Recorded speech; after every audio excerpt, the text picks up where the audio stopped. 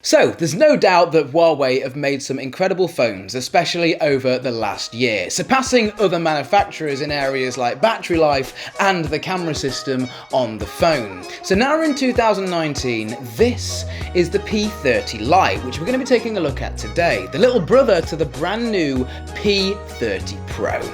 Let's get straight into this.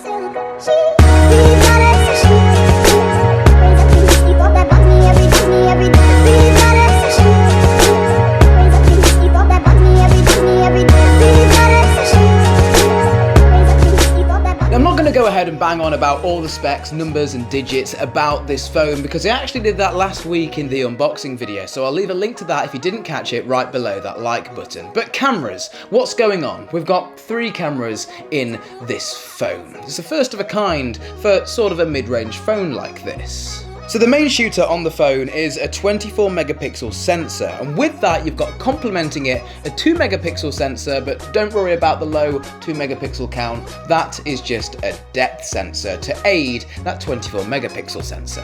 And then right at the bottom we've actually got an ultra wide sensor on here, something that I absolutely love in a smartphone, and honestly don't know why manufacturers didn't start doing this sooner, because I just generally love the ultra wide look, and this is my review, so I thought I'd throw it in there.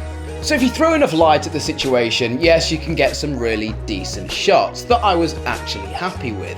And then if you take a little bit of light away, I did this by going into a local supermarket and taking some photos around there. Yeah, these photos are absolutely fine. One photo that really blew me away was this photo of bread. If you zoom into it, there's still a fair amount of detail in there, which was really surprising. It's a passable camera. It's a great camera for the price of this phone. The one thing I am missing though here is 4K video recording. Now again, I know that's not a thing that everybody wants. If I said to my father, for example, do you want 4K video recording on your phone or do you want 1080p? He'd probably look at me and say, Alex, I don't even know what you mean. But for me, yeah, I'd like a 4K camera and this is my review, so therefore that's not a good thing. 1080p on this, and yeah, it looks alright. I would have loved to see 4K here though. Now please don't get me wrong, the front camera is really good, really sharp, and you also get the added benefits of the AI features. They also work here on the front. I would say they're even sharper than the quality of my main flagship phone that I use on the day-to-day basis. So that's the cameras out the way. Overall, I would say a solid 7 out of 10, even though it sounds like I've complained a little bit. Design next. Well, I can happily say it's designed well, with a 3.5mm headphone jack at the bottom, and welcome to 2019 with the addition of, USB-C, something you usually don't find on a budget phone. So it's really, really nice that it's been included here. What I'm not fond of, however, though, is the camera bump. It's a proper bump, and it comes off the phone quite a bit. I think it's about 2.5–3mm thick, like it's a big boy. Talking about things I'm not fond of, you've got a mono speaker, and after you've listened to a stereo setup on a smartphone, it's kind of hard to go back. The next thing to talk about is the rear-mounted fingerprint sensor. It's actually my favourite location for a fingerprint sensor because your finger will always land on it if it's on the back centre of the phone. Really, really like that. Its reading of my fingerprint was A-OK, and the unlock times were also A-OK. And now the only other thing to really talk about on the design is the buttons. You've got the sleep wake and volume rockers, and they can be found together and feel plasticky but fine at the same time. The one thing I really do wish it had though is a notification slider. Just a quick flick and then you're in silent mode or whatever. That would make this thing awesome.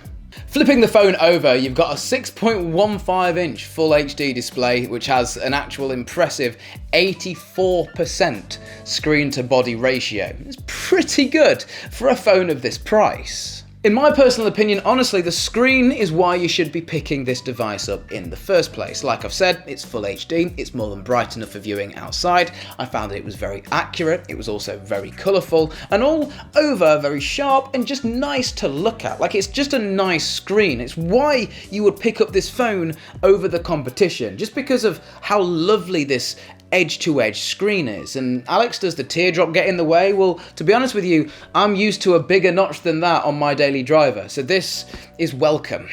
There is an option to hide the notch in the UI if you would like to. Personally, I don't do that, but it's something to note in case that's something that one of you would want to do. Let's talk about the insides, part 3. So inside of this thing, you've got the Kirin 710 processor with 4GB of RAM and the option for expandable storage via micro USB, which I always like on a peace of mind type thing. You're going on a long flight, you can just chuck a load of movies onto a micro SD card, pop it in the phone, off you go. Thanks Huawei, appreciate it. However, on your flight, don't be expecting to play loads of crazy high-end AAA titles on this thing.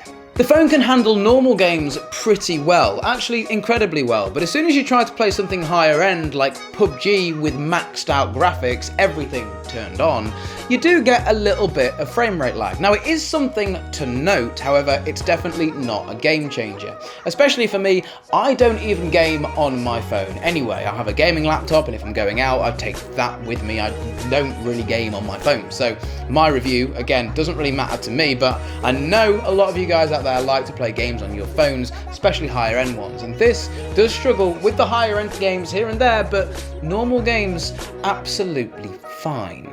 3,340 milliamp hours on the internal battery inside of this phone. I was getting back from a day from moderate to heavy usage with about 10% in the tank, which, yes, does this thing get Alex through a day of moderate to heavy use? The answer's yeah.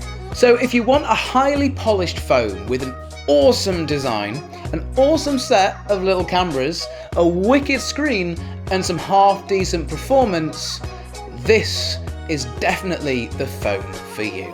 But with that being said, my name's been Alex, this has been TechFlow, and we'll catch you in the next one. Adios.